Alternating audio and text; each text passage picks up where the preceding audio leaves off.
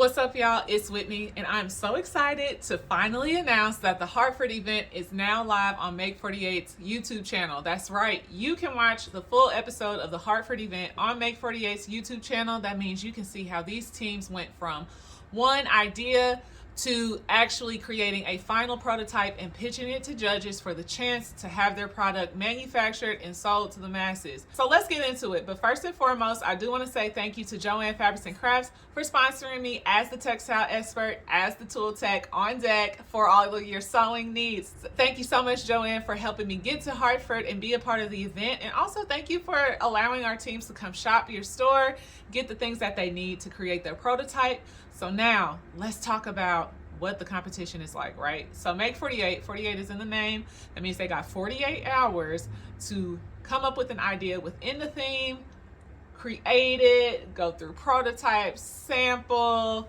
supply trips, talk to patent attorneys, come up with marketing, all that good stuff in 48 hours before they go and pitch it on stage. Now, I don't know if I could personally handle that kind of pressure, but the teams did an exceptional job and they really brought some dope ideas to life under the themes. So when I first heard the theme, I immediately thought of quite a few ideas, right? I mean, outdoor lifestyle is so broad, but you really got to think of something that's like, it hasn't been done before, but you don't want to go too far off the wheel because you only have 48 hours, right? You really want to be able to create something that has a patentable aspect to it. And it's not about just creating the product. There's so much other things that go into it. Is it viable? Is it something that the market needs, that the market is missing, that the people want, right? It's so much to it, right? But I had a great time. This is my second event as a tool tech. My first time was in March of 2020 at the Kansas City event right here at home. And I had a great time. This was also my first time traveling with Make48. Let me tell y'all something. Makerspace CT, that Makerspace is so, it's crazy in the best way. I mean, so big, fully loaded, everything that we needed as tool techs to be able to help the team. So shout out to y'all, Makerspace CT. Like, make sure you check out their social media, their website, see what they're about. If you are in the area, make sure you go and visit because it is insane. Like the sewing area, I wanted to move in. Like, I'm like, here's my new studio space from now on and forever, okay? They had everything that I needed. Industrial sewing machines, sergers, walking foot machine, everything was there. We had sample materials that we could try things out with before we did our Joanne run. I just had such a good time being able to be in the space, try different things. Because listen, when the teams didn't need my help, like I was definitely trying some stuff. Because I'm like, I want to see what this machine does. Like, let me try this out. So I had an awesome time. Thank you, Makerspace CT, for hosting us. It's so funny though, like when we were doing the tour and like the tool techs were introducing themselves and the spaces that they would be in, a lot of people were like, why would we need sewing help? Like, why would we need to sew anything? And I'm like, but little do y'all know, and y'all will see, because I helped about 3 or 4 teams that needed textile or sewing help, right? I think people forget that even things that are not necessarily within fashion or decor, like a wearable thing, like sewing and textiles are a big part of a lot of our regular products, a lot of our everyday use products. So it was cool to see people come around and be like, oh, okay, actually, we will need help when we go to Joanne for fabric shopping. We will need to maybe use some textiles. Maybe we do need this part sewn.